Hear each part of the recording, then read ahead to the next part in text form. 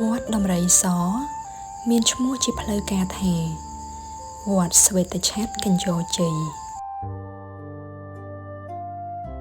គឺជាទីអារាមព្រះពុទ្ធសាសនាដ៏ចំណេះនិងល្បីល្បាញមួយ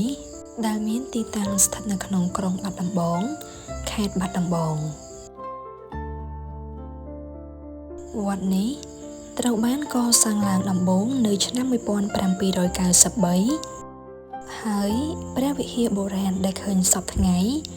ត្រូវបានកសាងបន្ថែមនៅឆ្នាំ1904ពោលគឺក្នុងសម័យដែលសៀមគ្រប់គ្រងទឹកដីបាត់ដំបងប្រវត្តិដើមនិងការកកើតនៅឆ្នាំ1793កាលពីសម័យបុរាណទីតាំងវត្តនេះគឺជាដីព្រៃសម្រាប់ចងដំរីសឹករបស់ចៅហ្វាយខេត្តក្រោយមកដីនោះត្រូវបានបោះបង់ចោល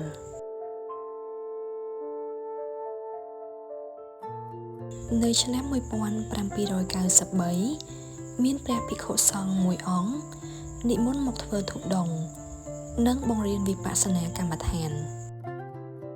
ពុទ្ធបរិស័ទមានសទ្ធាជ្រះថ្លាក៏បានកសាងជាសាលាសមាធិនិងអាស្រមនេះត្រូវបានប្តូរឈ្មោះជាវត្តស្វេតឆ័ត្រកញ្ចរជ័យមានន័យថាដំរីសជ័យដោយយោងទៅតាមប្រវត្តិដីព្រៃរោងចក្រដំរីនោះឯង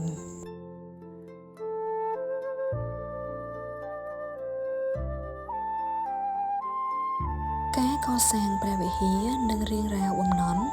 នៅឆ្នាំ1904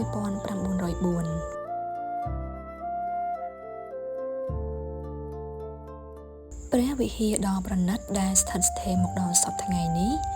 មានរឿងរ៉ាវប្រវត្តិសាស្ត្រទាក់ទងនឹងគ្រួសារចៅហ្វាយខេត្តសម័យនោះយោងទៅតាមឯកសាររបស់លោកទូឈួងព្រះវិហារនេះត្រូវបានកសាងឡើងដោយលោកស្រីអ៊ីងដែលជាលោកជំទាវភរិយាចុងទី2របស់លោកម្ចាស់កថាថនឈុំតាមសេចក្តីដំណើរថាលោកស្រីអ៊ីងមានជំងឺកើតទុក្ខរិញរេយ៉ាងធ្ងន់ធ្ងរដោយសារតែលោកម្ចាស់មានប្រពន្ធច្រើន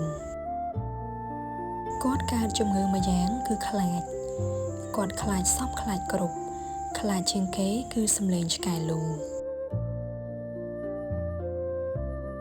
លោកព្រះឃ្លាំងជាឪពុកបានរិះរកគ្រប់មធ្យោបាយដើម្បីព្យាបាលជំងឺលោកស្រីនិងបានបន់ស្រន់ព្រះអង្គខ្មៅដែលជាព្រះពុទ្ធរូបស័ក្តិសិទ្ធិនៅវត្តកណ្ដឹងដោយសូមកសាងព្រះវិហារមួយថ្វាយបើកាលណាកូនស្រីបានធូរស្បើយ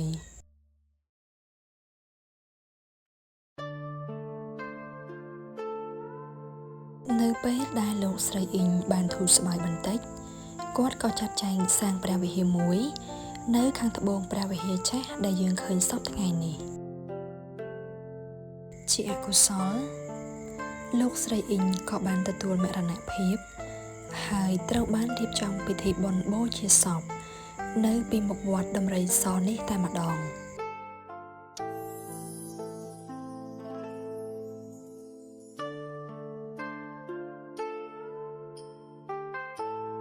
វត្តដំរីសគឺជាវិហារតំណាងឲ្យស្ថាបត្យកម្មព្រះពុទ្ធសាសនាដ៏ប្រណិតនាដើមសតវត្សទី20ទម្រង់ដំបូលជាទម្រង់មណ្ឌបមានដំបូលក្បឿងស្រកាលេញនិងមានកំពូលបោះស្បុកស្រួចនៅចំកណ្ដាលស្រដៀងទៅនឹងវិហារព្រះកែវមរកតក្នុងព្រះបរមរាជវាំងកេតនភ័ណ្ឌឆ្លាក់លើហៅជាងដោយមានការឧបត្ថម្ភពីគ្រួសារលោកម្ចាស់នៅលើហៅជាងនិងស៊ុបបង្អួចមានឆ្លាក់រូបមកុដព្រះខ័នរតនៈនិងឆ័ត្ររួតដែលជាសញ្ញាសម្គាល់ព្រះចៅសៀមព្រោះកាលនោះបាត់ដំបងស្ថិតក្រោមការគ្រប់គ្រងរបស់សៀមចម្លាក់និងគំនូរបុរាណនៅលើជញ្ជាំងខាងក្រៅផ្នែកខាងក្រោម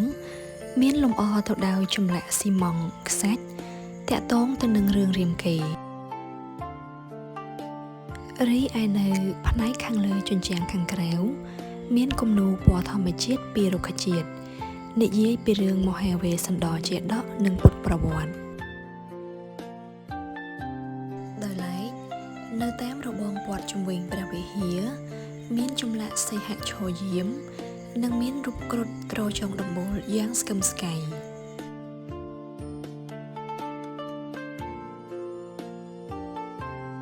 វត្តដំរីសមិនត្រឹមតែជាទីសក្ការៈបូជានិងជាសម្បត្តិវប្បធម៌ដ៏មានតម្លៃតែប៉ុណ្ណោះទេប៉ុន្តែវាគឺជាទីតាំងប្រវត្តិសាស្ត្រដែលឆ្លុះបញ្ចាំងអំពីអំណាចសិល្បៈនិងជីវភាពរស់នៅរបស់វណ្ណៈដឹកនាំក្នុងសម័យលោកម្ចាស់អភយវង្សនៅលើទឹកដីខេត្តបាត់ដំបងវត្តដំរីសក៏ត្រូវបានមហាជនស្គាល់កាន់តែច្បាស់តាមរយៈបទចម្រៀងមរតកដើមដ៏ល្បីល្បាញគឺបទអនុស្សាវរីយ៍វត្តដំរីសច្រៀងដោយអធិរាជសំឡេងមាសលោកតា ស៊ិន ស៊ីសាមុតផងដែរ